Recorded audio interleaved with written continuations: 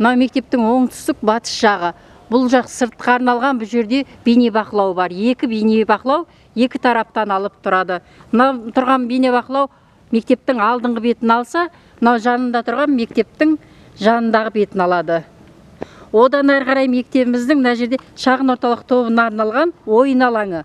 Ойын алаңында жазғы отыратын жері бар, әртүрлі ойын сырғанақтары бар, турнигі бар. Одан кейін спорт алаңы. Спорт алаңында футбол алаңы, баскетбол алаңы бар.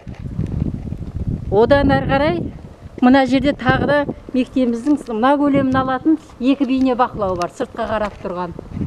Бұл екі бейне бақылау сыртта алады. Мынау есік біздің шағын орталық тобына арналған, арнайы жасалған. Ол шағын орталық тобы сырттан кіріп шығады.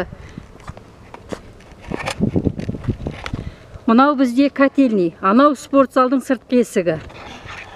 Спорт алаңына мына жақтан сыртқа шығып ойнайды. Одан кейін анау жазды күнгі суармалы мотор тұратын құдығымыз арнайы жасалынған.